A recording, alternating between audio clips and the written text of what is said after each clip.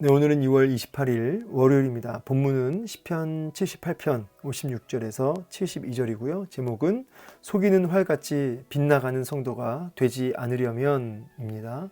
그러나 그들은 지존하신 하나님을 시험하고 반항하여 그의 명령을 지키지 아니하며 그들의 조상들과 같이 배반하고 거짓을 행하여 속이는 활같이 빗나가서 자기 산당들로 그의 노여움을 일으키며 그들의 조각한 우상들로 그를 진노하게 하였음에 하나님이 들으시고 분내어 이스라엘을 크게 미워하사 사람 가운데 세우신 장막 곧 실로의 성막을 떠나시고 그가 그의 능력을 포로에게 넘겨주시며 그의 영광을 대적의 손에 붙이시고 그가 그의 소유 때문에 분내사 그의 백성을 칼에 넘기셨으니 그들의 청년은 불에 살라지고 그들의 처녀들은 혼인 노래를 들을 수 없었으며 그들의 제사장들은 칼에 엎드러지고 그들의 과부들은 애곡도 하지 못하였도다. 그때에 주께서 잠에서 깨어난 것처럼 포도주를 마시고 고함치는 용사처럼 일어나사 그의 대적들을 쳐 물리쳐서 영원히 그들에게 욕되게 하셨도다. 또 요셉의 장막을 버리시며 에브라임 지파를 택하지 아니하시고 오직 유다 지파와 그가 사랑하시는 시온산을 택하시며 그의 성소를 산의 높음같이 영원히 두신 땅같이 지으셨도다. 또 그의 종 다윗을 택하시되 양이 우리에서 취하시며 전 양을 지키는 자 중에서 그를 이끌어내사 그의 백성인 야곱 그의 소유인 이스라엘을 기르게 하셨더니 이에 그가 그들을 자기 마음의 완전함으로 기르고 그의 손의 능숙함으로 그들을 지도하였도다. 아멘. 네, 오늘 본문을 통해서 또 우리에게 말씀하시는 주의 음성 듣고 또 깨우쳐 알아서 순종하는 은혜가 있기를 소망합니다. 자, 이제 오늘 본문은 이제 시편 78편의 마지막 이제 본문이 되겠습니다. 56절부터인데요. 이렇게 이제 시작하죠. 그러나 그들은 지존하신 하나님을 시험하고 반항하여 그의 명령을 지키지 아니하며 그들의 조상들 같이 배반하고 거짓을 행하여 속이는 활같이 빗나갔다.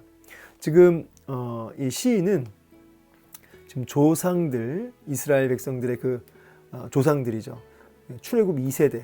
그러니까 조상들이 하나님께서 광야를 거쳐서 이제 가나안 땅에 거룩한 하나님의 땅에 들어오게 하시는 큰 은혜를 주셨는데 그 땅에서 이제 다시금 하나님의 은혜를 망각하고 우상 숭배하고 그렇게 죄악을 범하는 그렇게 하나님을 완전히 이렇게 등지는 혼합 종교에 빠지는 혼합 종교, 그러니까 매일같이 제사도 드리지만 우상 숭배도 같이 하는 거죠.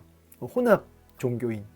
제일 무서운 거죠. 예배도 안 빠지고 드리고 헌금도 안 빠지고 내지만 동시에 자기의 쾌락과 우상 숭배를 깊이 빠져서 거기서 헤어나오지 못한 상태죠. 이 혼합 종교인. 자기는 그래서 전혀 문제가 없고 여호와를 버린 적이 없다라고 생각하는 그 상태가 이제 혼합 종교인들의 상태고요. 오늘날에도 그런 상태가 제일 문제가 되는 거죠.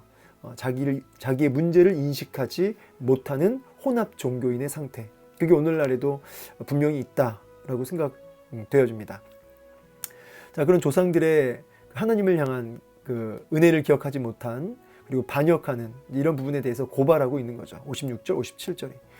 뭐 조금 이제 본문 전체를 이제 좀 단락을 나누자면 56절에서 60절까지가 이제 구체적으로 어떻게 하나님을 향해서 반역했는지 우상 숭배죠.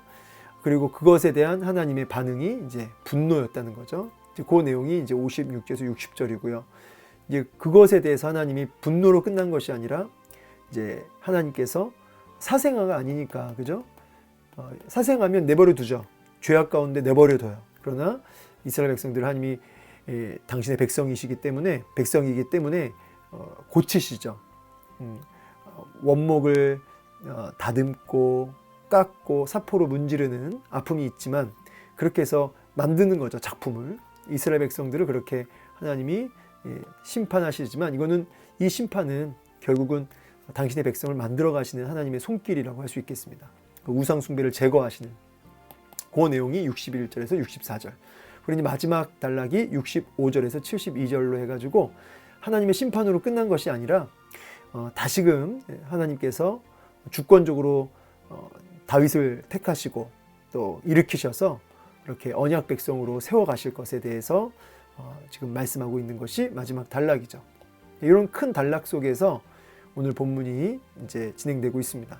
그래서 첫 번째 단락에 그 이스라엘 백성들이 어떻게 하나님을 시험했는지, 반항했는지, 그의 명령을 지키지 않았는지를 이제 볼 텐데, 57절 보세요. 그들의 조상들 같이 배반했고 거짓을 행했고 속이는 활같이 빗나갔다. 이 속이는 활이라고 하는 단어를 찾아보면 이게 느슨한 활이에요. 활이 이게 팽팽해야 되잖아요. 팽팽해서 딱 쏘면 그 목표 지점까지 화살이 제대로 날아가서 힘을 받아가지고 제대로 날아가서 딱 관역의 목표 지점에 맞춰지는 것인데, 이 속이는 활은 느슨해가지고 목표 지점까지 가지도 못하고요. 계속 빗나가는 거죠. 그게 이제 속이는 활입니다. 여기 느슨한 활의 의미를 조금 이제 묵상해 보면 하나님의 말씀 앞에 신실하지 않는 거죠. 하나님의 언약 그리고 하나님의 율법 말씀, 그것에 너무나 게으른 거죠. 열의를 가지고 하나님의 약속의 말씀을 이렇게 붙들고 사는 것이 아니라 너무나 느슨하게, 너무나 안일하게 그렇게 하나님 말씀을 대하고 있는 것이죠. 이게 속이는 활이에요. 이 속이는 활 같은 신앙생활, 여러분 우리가 하나님 말씀을 사활을 걸고 봐야 된다라고 좀 도전하고 싶어요. 사활을 걸고 정말 우리가 아침, 점심, 저녁을 이제 먹지 않습니까? 정말 이 땅에서 이 육신의 양식을 안 빠지고 먹듯이 정말 하나님의 말씀을 정말 생명처럼 여기고 그렇게 늘 먹을 수 있어야 되는 거죠. 말씀을 느슨하게 하지 마시고요. 정말 생명처럼 여기고 하나님 말씀에 열의를 가지셔야 되는 거죠. 그것이 살 길이에요. 사실은 이게 문제죠. 말씀 앞에 결국은 느슨해진 게 사실 궁극적인 문제예요. 이것이 이제 결국 하나님을 배반하게 되고 하나님 앞에 끊임없이 거짓을 행하는, 이 거짓을 행했다라는 게 이제 믿음에서 떠난, 언약에 신실하지 못했다 같은 말이에요. 속이는 활이나 거짓을 행하여, 이 원문으로 보면 그 의미가 똑같습니다. 거짓을 행했다 이 말은 언약에 신실하지 못했다라는 의미거든요. 속이는 활 같다, 느슨하다, 말씀에 대해 너무 느슨하다, 다 같은 의미라고 할 수 있겠습니다. 자, 이렇게 하나님 말씀 앞에 너무나 게으르고 안일하고 느슨한 이런 것으로 끊임없이 하나님을 배반했는데, 어떻게 배반했냐면 이제 그 열매가 이제 58절부터 쭉 나오죠. 자기 산당들로 그의 노여움을 일으켰다는 거죠. 하나님의 분노를 일으켰다는 거죠. 여기 이제 산당이라는 거는 이제 높은 곳에 위치한 것으로 이렇게 단어적인 의미는 그렇지만, 이제 거기서 뭐 하는 거냐면 산당에서 우상 숭배하는 거죠. 그리고 어떤 제의적인 제의, 그러니까 우상 숭배 일환으로 매춘 행위도 하거든요. 그래서 이렇게 산당에서 그렇게 하나님이 싫어하시는 정말 십계명에 어긋나는 우상 숭배와 어떤 매춘 행위로 인해서 하나님의 분노를 일으켰다는 거죠. 조각한 우상들로 그를 진노하게 하셨다.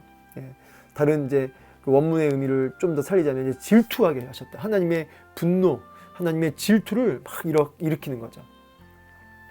그 하나님의 그 분노를 유발하는, 분노를 유발하는 그런 모습을 보게 돼. 하나님의 질투를 이제 유발케 하는 이스라엘 백성.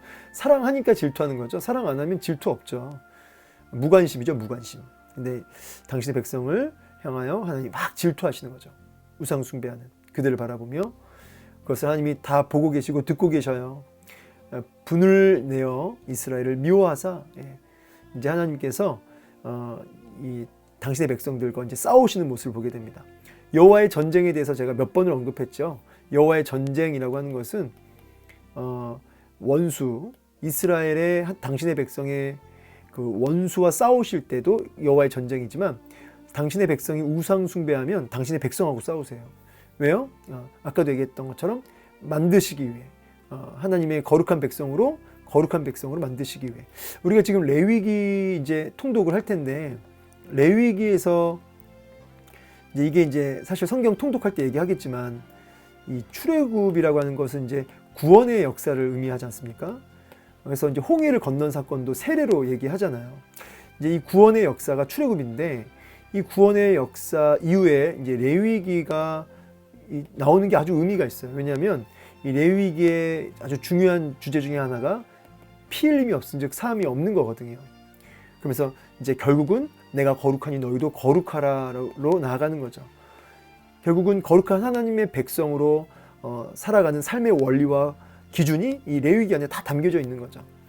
그래서 구원받은 자에게 반드시 뭐가 따라와야 돼요?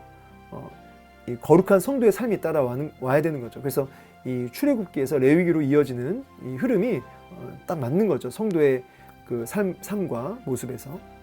자, 이제 그런 맥락에서 하나님의 이 분노와 진노는, 이 질투는 결국은 뭐냐면 거룩한 하나님의 백성도로 만들어 가시는 여호와의 열심이라고 할 수 있어요. 여호와의 열심, 거룩한 하나님의 백성으로 만들어 가시는 하나님의 손길이다.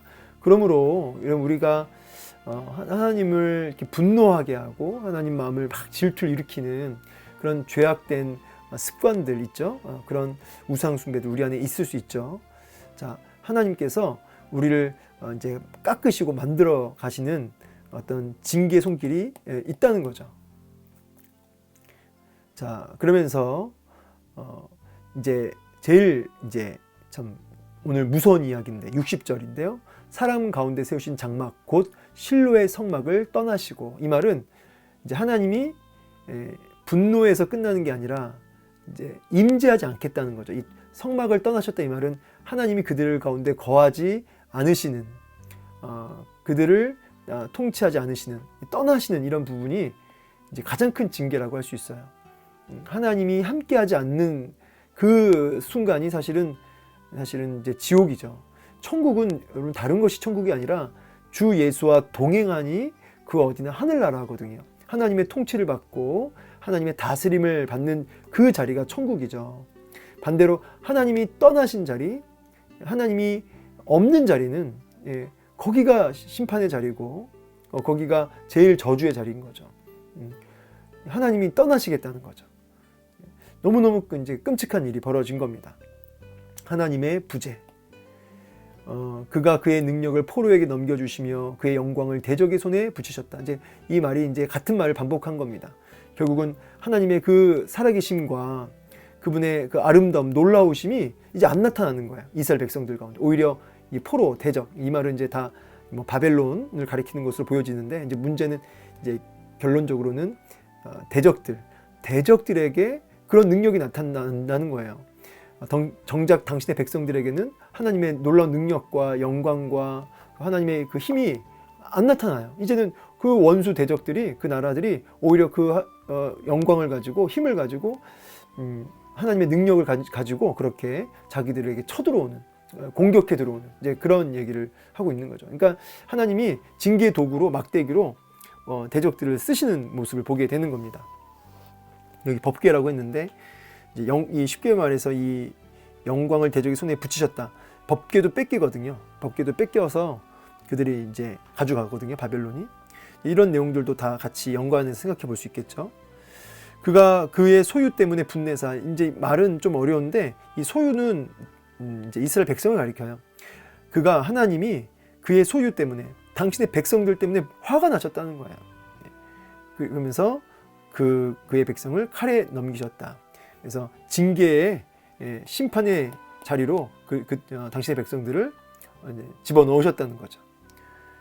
그러면서 그들의 청년은 불에 살라지고 그들의 처녀들은 혼인 노래를 들을 수 없으며, 이 말은 무슨 말이냐면 남자들이 없는 거예요. 그러니까 처녀들이 혼인 노래를 들을 수 없다, 이 말은 이제 결혼이 안 되는 거죠. 남자가 없으니까 이제 아주 사륙이 벌어지는 이제 아주 끔찍한 현장을 보는 겁니다. 그들의 제사장들은 칼에 엎드려지고 과부들은 애곡도 하지 못하였도다 하면서 아주 참혹한, 심지어 이제 그 제사장들마저 다 이제 죽어나가는, 지금 이제 63절, 64절까지 다 하나님의 징계에 아주 무시무시함을, 참혹함을 보게 됩니다. 여러분, 이제 이렇게 하나님의 어떤 두려운 면모를 우리가 사실 보게 돼요. 우리가 이제 예수 그리스도 안에서 이제는 죄사함을 얻고 의인으로 칭함을 받은 자들이지만, 이런 공의로우신 하나님, 죄에 대해서 분노하시고 그것을 그냥 넘어가지 아니하시고 그것을 만들으시고 깎으시고 징계하시는 하나님의 모습도 우리가 같이 바라보면서 하나님을 두려워할 줄 알아야 된다는 것이죠. 예수 그리스도 안에서 자녀된 우리가 하나님을 두려워하며 경외하며 그렇게 하나님을 섬겨야 된다는 것이에요. 그때 주께서 잠에서 깨어난 것처럼 포도주를 마시고 고함치는 용사처럼 일어나사. 자, 이제 64절에서 갑자기 이제 그 끔찍한 하나님의 그 무시무시한 징계의 손길이 열거되다가 65절부터 갑자기 반전이 일어나요. 이렇게 하나님이 당신의 백성들을 심판하시고 징계하시고 그렇게 철저하게 하나님께서 멸하시는 중에 그때에 주께서 그냥 거기서 끝내버리는 게 아니라 그냥 죽이시고 심판하시고 당신의 백성들을 그냥 놔버리시는 게 아니라 포기해버리시는 것이 아니라 용사처럼 일어났다는 거예요. 여기 지금 잠에서 깨어난 것처럼 포도주를 마시고 고함치는 용사처럼, 그러니까 술을 마셨고 막 소리를 치면서 일어나는 용사. 이게 이제 고대 근동의 이제 강인한 용사의 이미지를 지금 이렇게 그 글로 나타낸 표현이라고 합니다. 그러니까 아주 용맹한 용사처럼 이제 심판 중에 이제 일어나셔서 이제 궁극적으로 일어나셔서 이제 징계의 막대기로 쓰여졌던 그 대적들을 쳐서 물리쳐서 그렇게 욕되게 하셨다 하면서 그 원수 대적들을 그냥 내버려 두지 않으시고 하나님이 결국은 이제 그들을 멸하실 것이다. 그래서 원수를 궁극적으로는 물리쳐 주실 뿐만 아니라 67절 요셉의 장막을 버리셨다는 거죠. 에브라임 지파를 택하지 아니하셨다. 요셉 지파, 에브라임 지파 같은 말인데 요셉의 아들, 둘째 아들이 에브라임이죠. 에브라임 지파, 요셉 지파. 근데 가장 큰 지파예요. 그리고 무기나 세력으로도 가장 크죠. 북이스라엘이 다 에브라임 중심으로 움직이잖아요. 그죠? 그런데 택하지 아니하시면 이제 이들이 그렇게 힘도 좋고 가장 큰 지파고 그럼에도 불구하고 우상 숭배에 아주 앞장선 거죠. 그 부분에 대해서 하나님이 철저하게 심판하시면서 이제 누구를 세우시냐면 유다 지파. 그가 사랑하시는 시온산.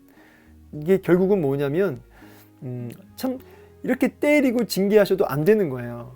그러니까 결국 하나님이 어떻게 하시냐면 유다 지파 사랑하시는 시온산을 택하시겠다는 거죠. 그러면서 누구냐면 다윗을 끄집어내세요. 다윗을 택하사.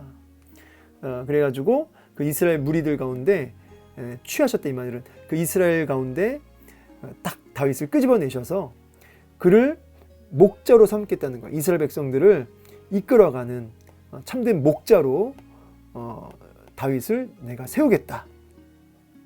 그래서 그의 손에 능숙함으로 그들을 지도하였도다 하면서 그 목자가 능숙함으로 당신의 백성들을 이끌어 간다는 거예요.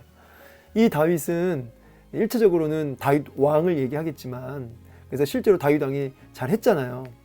근데 궁극적으로는 아브람과 다윗의 자손 예수 그리스도, 다윗의 실체이신 예수 그리스도를 얘기하고 있음을 우리가 바라봐야 되는 거죠. 이게 이제 이 흐름이 이런 거예요.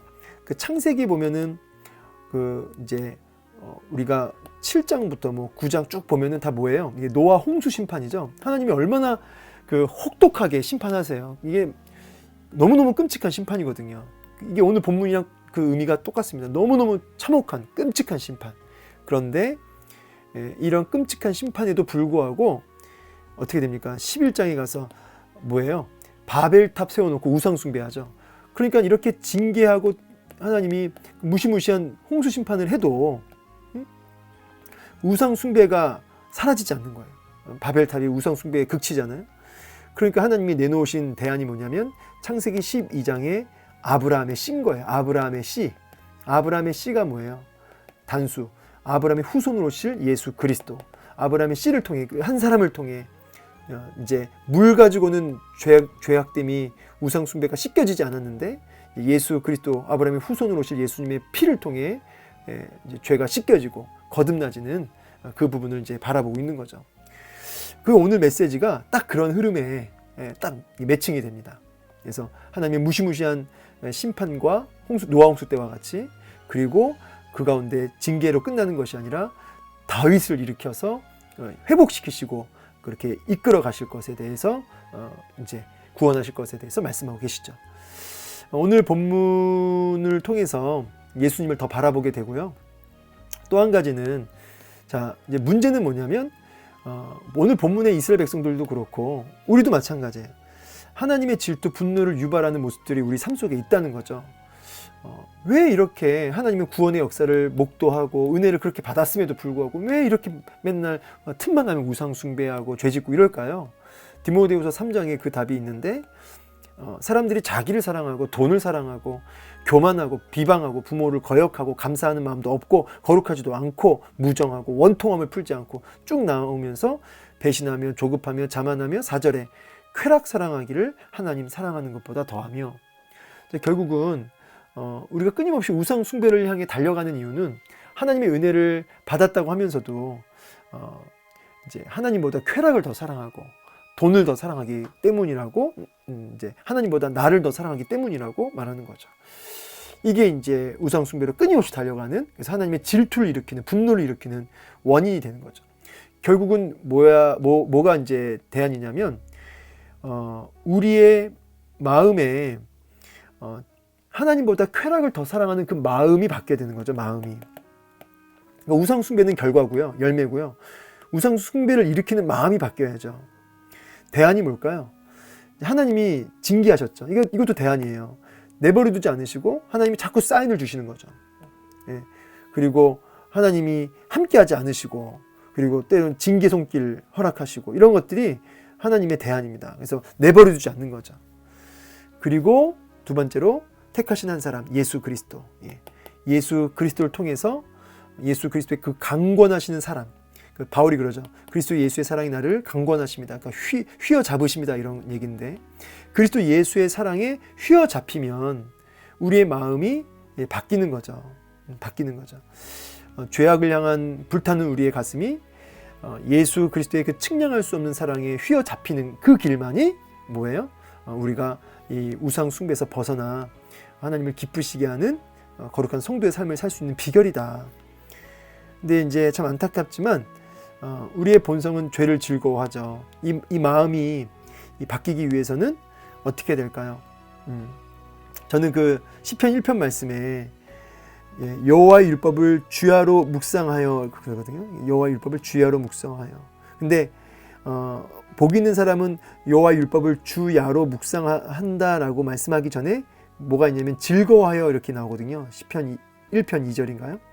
여호와의 율법을 즐거워하여 주야로 묵상하는도다 그래요. 그러니까 결국은 우리의 마음이 하나님의 말씀을 즐거워해야지 그게 지속적으로 가는 거고, 또 열렬히 부지런히, 느슨한 활이 아니라 열렬한 아주 그런 하나님의 말씀의 그 언약에 열렬한 자가 되는 거거든요. 그러니까 우리의 마음이 하나님의 말씀에 즐거워하는, 여기서부터 이제 대안이 있는 거예요. 우리의 마음이 하나님 말씀 앞에 좀 즐거워지기를 원해요.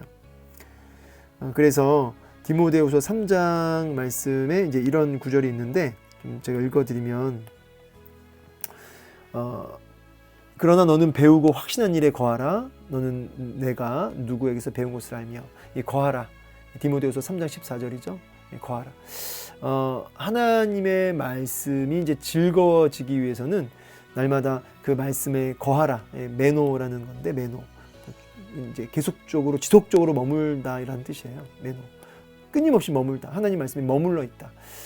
이제 그것이 우리를 이제 거룩하게 하고 온전케 한다는 말씀인데, 오늘도 성령께서 하나님 말씀에 좀 머물러 있는 자, 하나님 말씀을 즐거워하는 자로 바꿔 가시길 원해요. 그래서 측량할 수 없는 강권하신 하나님의 큰 사랑에 우리의 마음이 확 사로잡혀 있기를 원합니다. 이것만이 유일한 대안이다.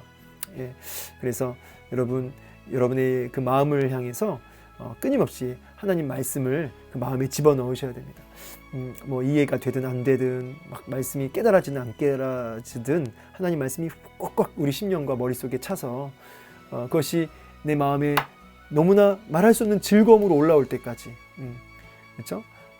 그 회를 못 먹어본 사람들, 그러니까 이게 그러면 너무 맛이 없잖아요, 그렇죠? 막 때로는 회 맛을 이제 모르는 사람은 이제 초장을 막 찍어서 먹기도 하는데, 그런데 그것도 자꾸 먹다 보면 맛을 알게 되고, 맛을 알면 이제 막 그걸 찾게 되는 거죠. 이제 그냥 알아듣기 좀 쉽게 얘기하려고 하는 말인데요. 하나님 말씀의 맛을 모를 수도 있어요. 그러나 매너, 예, 자꾸 그것을 머물고 그 말씀을 자꾸 이제 붙들고 느슨한 활이 아니라 열렬한 화살, 팽팽한 화살처럼 말씀 앞에 충성하면 맛을 아는 순간이 온다는 거죠. 예, 즐거워지는 그 순간이 그리스도 예수의 사랑에 강권하시는 그 사랑에 사로잡히는 순간이다. 오늘도 하나님 말씀에 아주 팽팽한 활이 되어서 열렬히 말씀 붙들고 살아가서 그래서 하나님의 사랑에 사로잡히는 우리의 마음이 되길 원하고요. 그래서 하나님을 시험하고 반항하는 자가 아니라 구타 유발자가 아니라 분노 유발자가 아니라 추수 때 얼음 냉수와 같이 아버지 마음 시원케 하는 우리 모두 되기를 주의 이름으로 축복합니다. 감사합니다.